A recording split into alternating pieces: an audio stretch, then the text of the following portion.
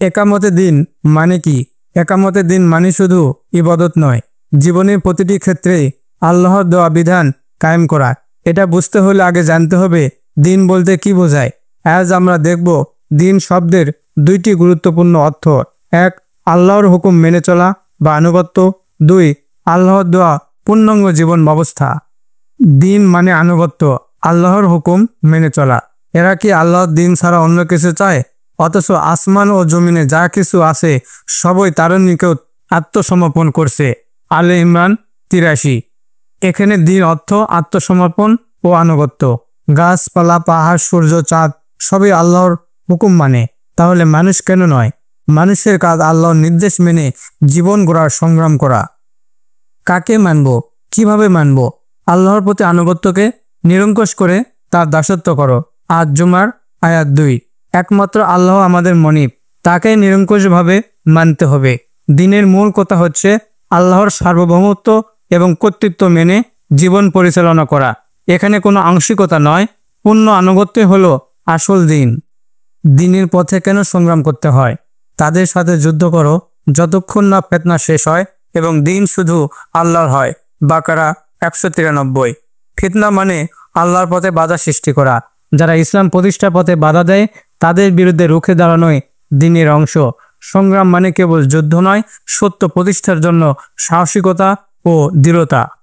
বাংলাদেশের বাস্তবতা এবং সংগ্রামের ইতিহাস। ১৭ বছর ধরে ইসলামপন্থীদের ওপর চলে এসেছে গুম, খুন, নির্যাতনের মহড়া।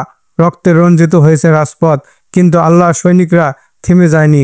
প্রতিরোধ, দৃঢ়তা আর নতুন প্রজন্মের উদ্যম সাহসী আজকের এই শক্তি। ইতিহাস সাক্ষ্য দেয়, ফাঁসির মঞ্চে দাঁড়িয়েও তারা বলেছিল, আমার নেতা মোহাম্মদ সাল্লাল্লাহু আলাইহি সাল্লাম। আমলের সীমাবদ্ধ থাকি কিন্তু দিন বিজয়ের চিন্তা নেই। কেউ নামাজ পড়ে কিন্তু সমাজে ইসলাম প্রতিষ্ঠার চিন্তা করে না। কেউ ইসলামকে কেবল ব্যক্তিগত ইবাদতে সীমাবদ্ধ রাখে। এটা দিনের অসম্পূর্ণতা। এই মানসিক বিভ্রান্তি আমাদের সবচেয়ে বড় দুর্বলতা। ইসলাম মানে শুধু বিশ্বাস নয়, জীবন গঠনের পূর্ণ পদ্ধতি। দিন মানে একটা পূর্ণ জীবন ব্যবস্থা। নিশ্চয় আল্লাহর কাছে গ্রহণযোগ্য দিন হলো ইসলাম। আলে ইমরান ১৯। ইসলাম শুধু মসজিদে নয়, রাষ্ট্র, সমাজ, অর্থনীতি, বিচার সবকিছুতে ইসলাম।